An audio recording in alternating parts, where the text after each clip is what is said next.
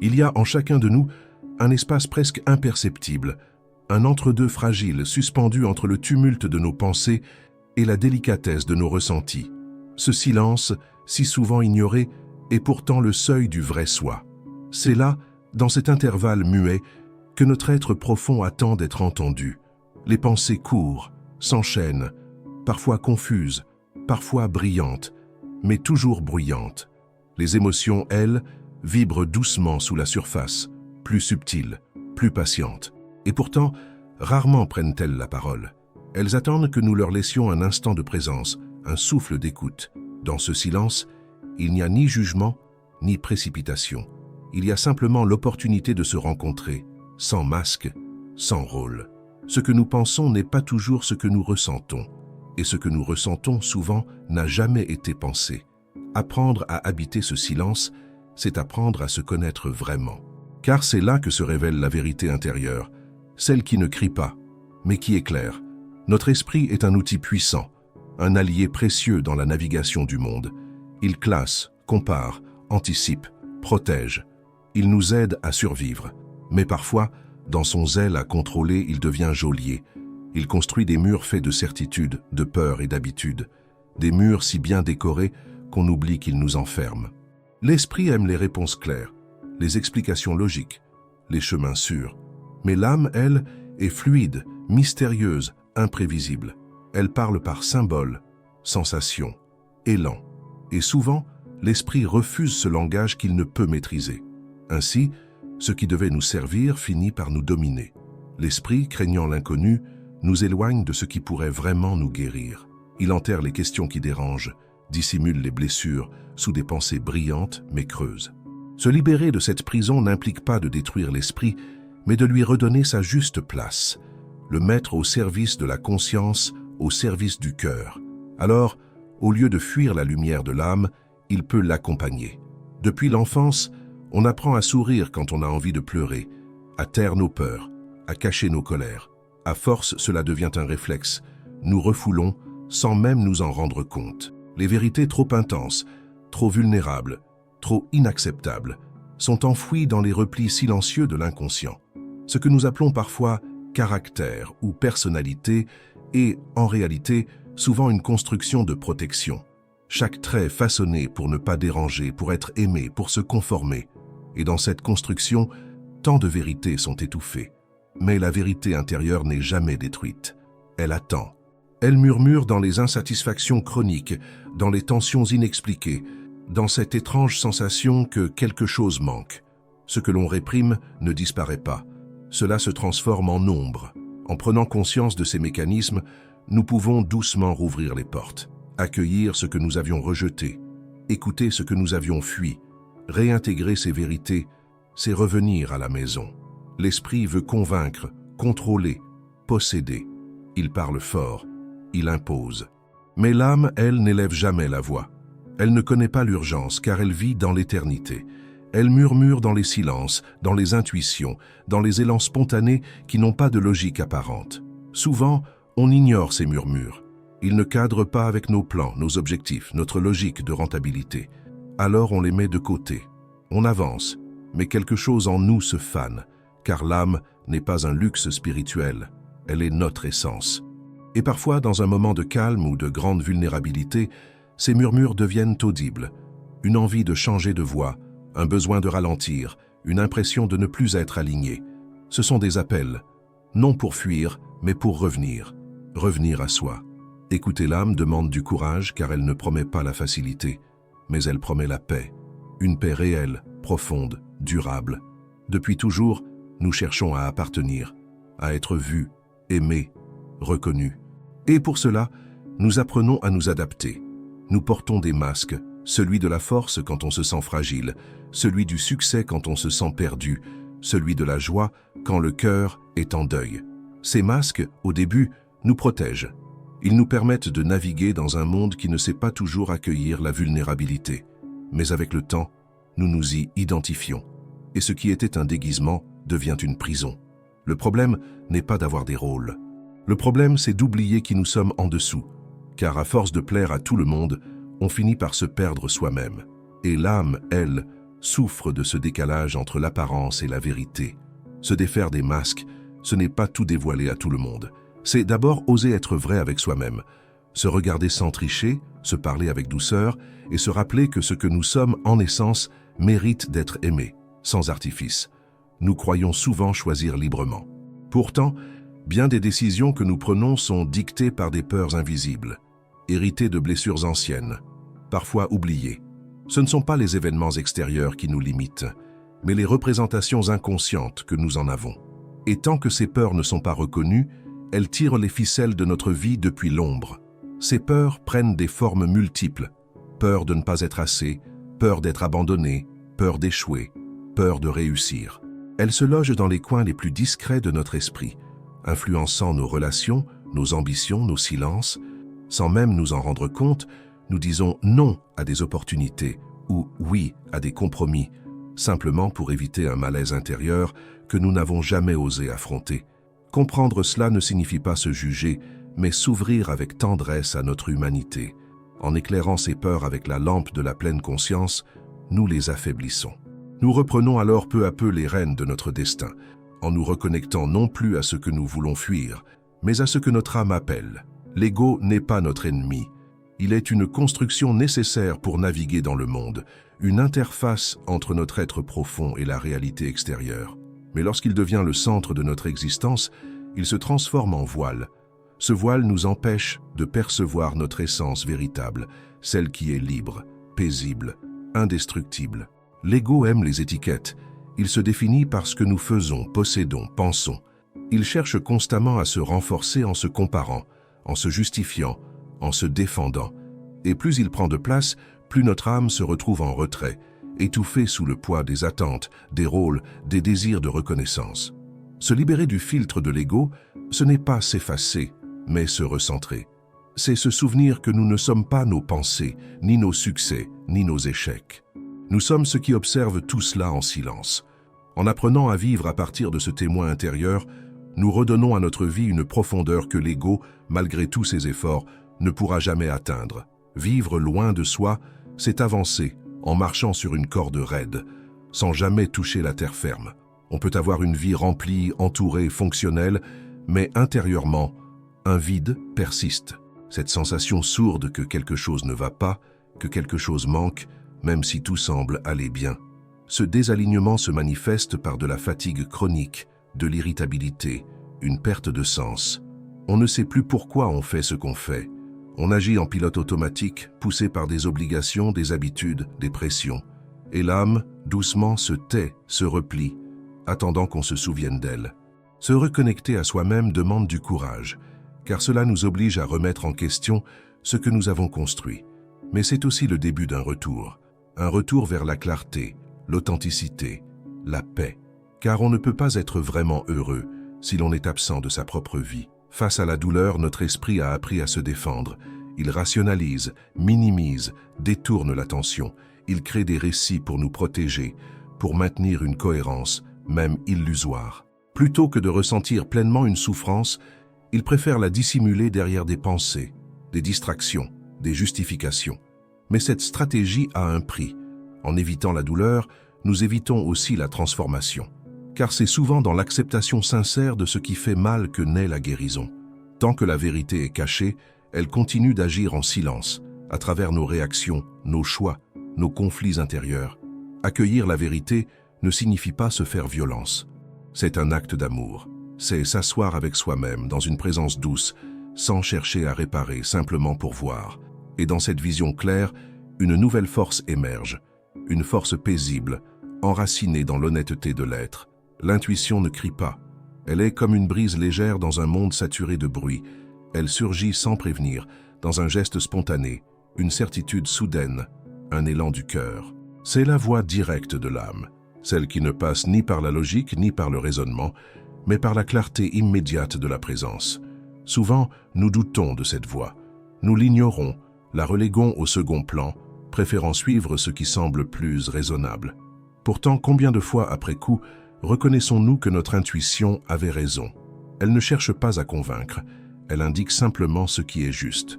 Réapprendre à écouter notre intuition, c'est réapprendre à faire confiance. confiance en notre sagesse intérieure, en notre lien profond avec le vivant. C'est aussi accepter que la vérité ne soit pas toujours logique, mais qu'elle résonne. Et quand nous suivons cette résonance, la vie retrouve un goût de sens et d'alignement. Il arrive que l'on soit envahi par une émotion sans cause apparente, une tristesse soudaine, une angoisse discrète, une nostalgie douce amère, comme si quelque chose en nous se souvenait, alors que notre esprit, lui, ne comprend pas. Ces moments ne sont pas des erreurs, ce sont des appels, des fragments d'âme qui remontent à la surface, cherchant à être reconnus. Nous avons appris à tout analyser, à chercher des raisons précises à nos états intérieurs, mais ce qui vient du cœur profond n'obéit pas toujours aux lois de la logique. Parfois, ce que nous ressentons est lié à des couches anciennes, à des mémoires inconscientes, à des vérités jamais exprimées. L'émotion devient alors un messager, porteur d'un sens plus grand que ce que notre mental peut saisir. Accueillir ces ressentis, sans les fuir, sans les expliquer trop vite, c'est faire preuve d'une grande maturité intérieure. Cela demande de rester présent, même dans le flou, même dans l'inconfort. Car dans cette présence douce, l'émotion peut dévoiler son message et laisser place à une compréhension plus profonde, enracinée non pas dans l'intellect, mais dans l'âme. La nuit, quand le mental se repose, l'âme parle plus librement. Elle tisse des images, des symboles, des paysages intérieurs qui semblent étranges, mais porteurs d'enseignements. Les rêves sont des lettres silencieuses que notre être profond nous envoie, des tentatives de communication que nous avons souvent désapprises à lire. Il en va de même pour certains signes dans notre vie éveillée. Une coïncidence persistante, un mot entendu au bon moment, une rencontre qui bouleverse. Ce ne sont pas de simples hasards, mais parfois des échos subtils de notre propre sagesse. L'univers extérieur, quand on y prête attention, devient un miroir de l'univers intérieur. Apprendre à décoder ces messages, ce n'est pas sombrer dans la superstition, mais développer une écoute plus fine de la réalité. C'est s'ouvrir à une forme de guidance qui dépasse l'intellect. Et plus on affine cette sensibilité, plus on réalise que l'âme cherche constamment à nous guider. Encore faut-il ralentir suffisamment pour l'entendre. Nous pouvons tout avoir en apparence, succès, amour, reconnaissance, et pourtant sentir un vide, profond, silencieux, presque honteux. Ce vide n'est pas un échec, il est un signal. Il pointe vers une déconnexion essentielle, celle de notre dimension spirituelle, de ce lien vivant entre nous et l'infini, entre le moi et le tout. Dans un monde qui valorise la performance et la possession, l'âme est souvent reléguée à l'arrière-plan. On remplit nos journées d'activités, nos maisons d'objets, nos esprits de distraction, mais au fond, ce que l'on cherche n'est pas du plus, c'est du vrai. Une présence, une paix, une cohérence qui ne se trouve pas à l'extérieur. Se reconnecter spirituellement, ce n'est pas adhérer à une croyance, mais retrouver une intimité avec soi-même. C'est créer des espaces de silence, cultiver l'écoute, marcher en conscience.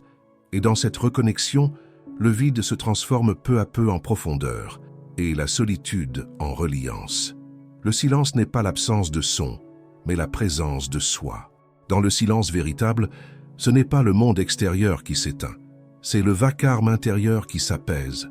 Et c'est là, dans cette paix fragile, que nous pouvons enfin entendre ce qui murmure en nous depuis toujours. Pratiquer le silence, ce n'est pas fuir la vie, c'est l'embrasser autrement. C'est offrir un espace sacré à nos vérités les plus profondes, à nos ressentis étouffés, à nos intuitions oubliées. Méditer, marcher en pleine conscience, contempler la nature, respirer en silence, sont autant de portes vers cet état d'écoute. Ce silence n'est pas un but, mais un chemin. Chaque jour, quelques instants suffisent pour se retrouver. Et plus on s'y engage, plus les voies de l'âme deviennent claires, limpides, familières. Le silence devient alors une maison intérieure, un refuge où tout ce que nous sommes a enfin le droit d'exister. La méditation n'est pas un effort pour devenir calme. C'est une offrande de présence. C'est s'asseoir tel que l'on est, avec ses pensées, ses tensions, ses élans, et ne plus chercher à fuir. Dans cet espace d'immobilité, tout ce que nous avions repoussé vient doucement frapper à la porte. Et si nous l'accueillons, notre vérité se dévoile. En méditant, nous cessons de chercher à l'extérieur. Nous revenons à la source. L'âme, jusque-là noyée dans le brouhaha du mental, peut émerger comme une évidence douce. Elle ne se montre pas toujours en mots, mais en sensations, en paix, en clarté silencieuse. C'est une rencontre, une reconnaissance. Chaque séance de méditation est un miroir, parfois trouble, parfois limpide, mais toujours fidèle. Ce miroir ne juge pas, il reflète. Il nous rappelle que derrière nos agitations, il y a un centre inaltérable.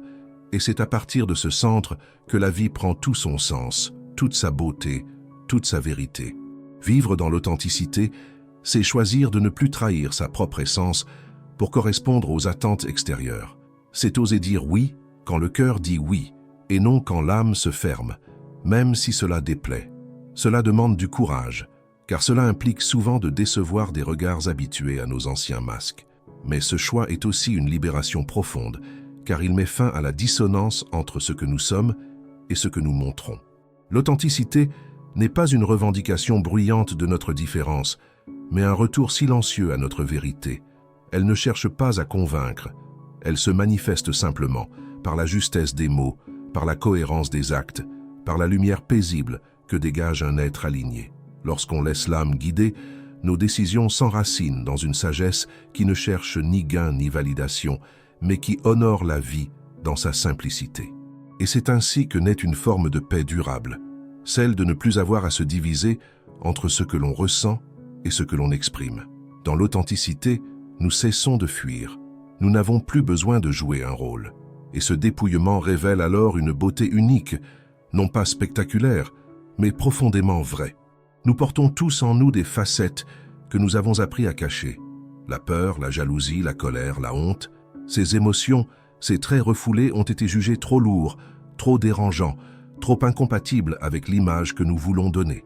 Alors, nous les avons enfermés, rejetés dans l'ombre, espérant qu'ils disparaîtraient. Mais ce que nous rejetons ne meurt pas. Cela attend et parfois revient avec force. Accepter ces parts de soi ne signifie pas les justifier, mais les regarder avec compassion. Comprendre qu'elles ont été construites pour survivre, pour protéger, pour répondre à un manque. Lorsqu'on les éclaire sans les fuir, elles se transforment.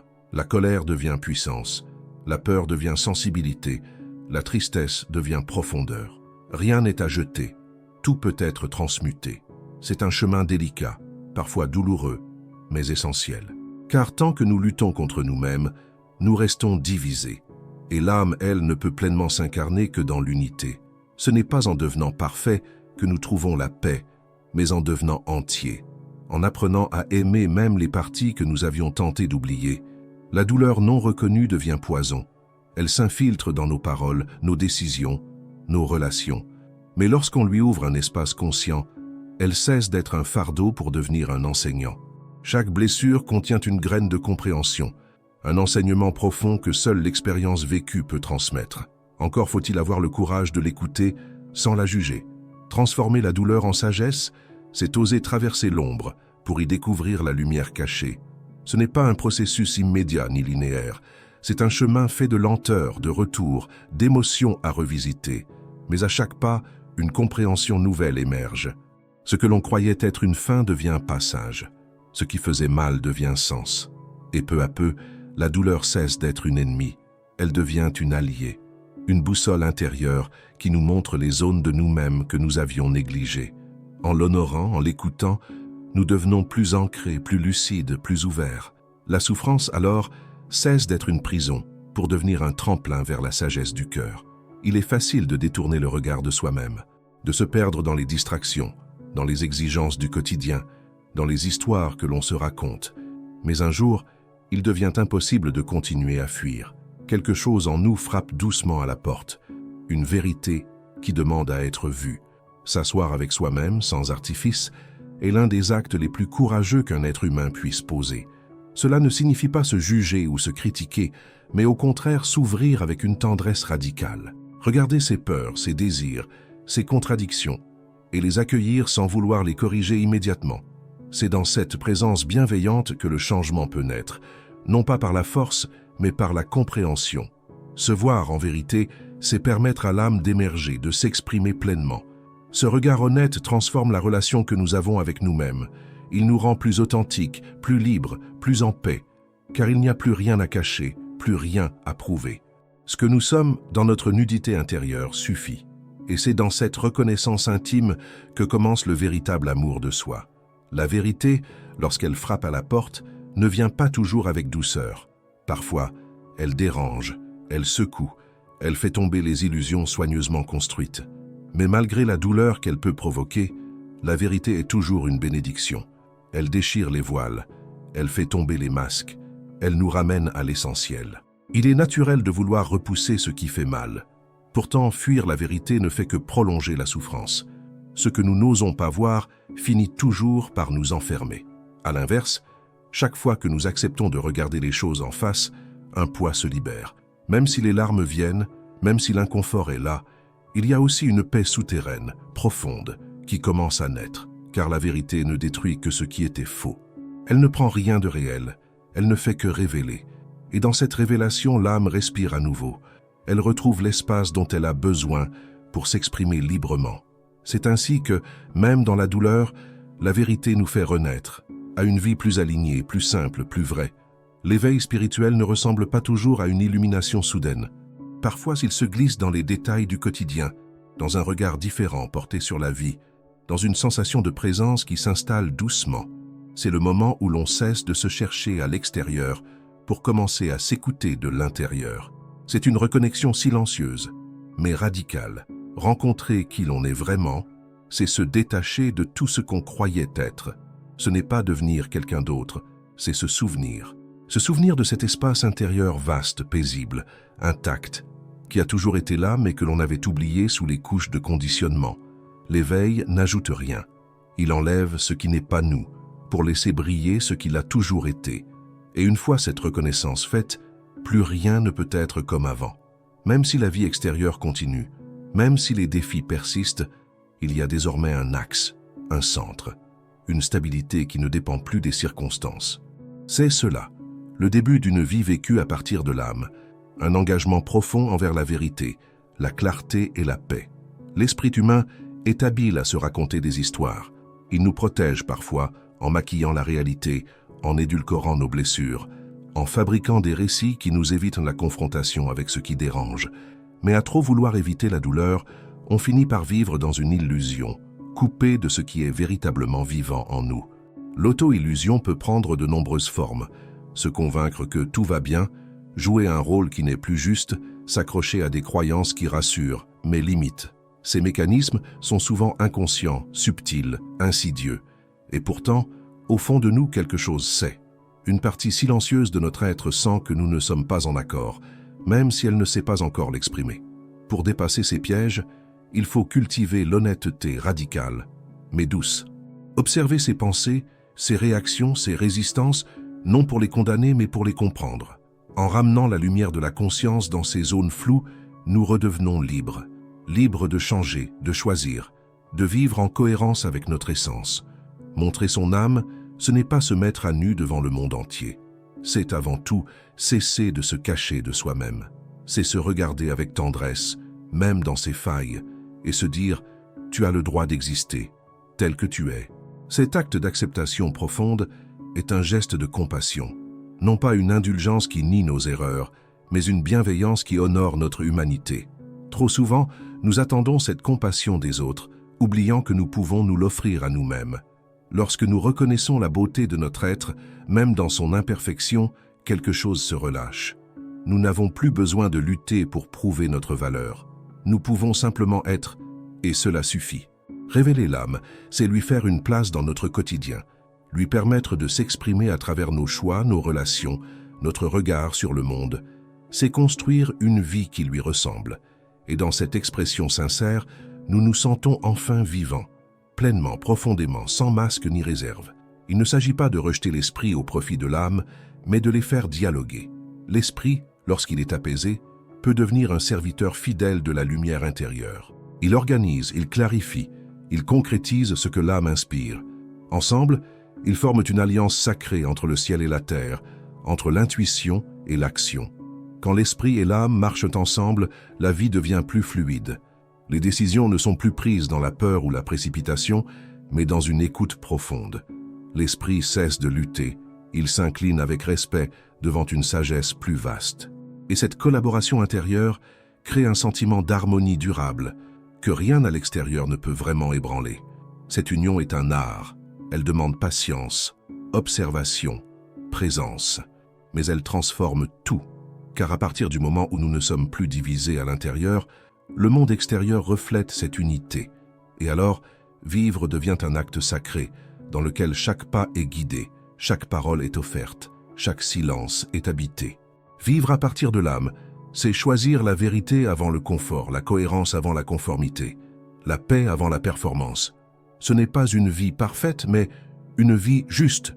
Juste pour soi, juste pour les autres, juste pour ce monde qui a tant besoin d'authenticité. C'est une manière d'être qui transforme l'ordinaire en sacré, le banal en essentiel.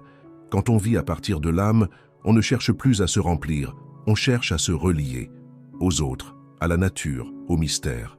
Nos relations deviennent plus profondes, nos actions plus alignées, nos choix plus paisibles. On apprend à écouter le silence, à suivre l'élan du cœur, à honorer le vivant en chaque chose.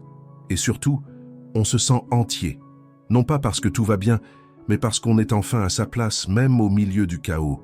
Cette présence tranquille, enracinée dans l'âme, devient notre refuge, notre force, notre vérité. Et alors, chaque jour devient un pas vers l'amour, la liberté et la lumière.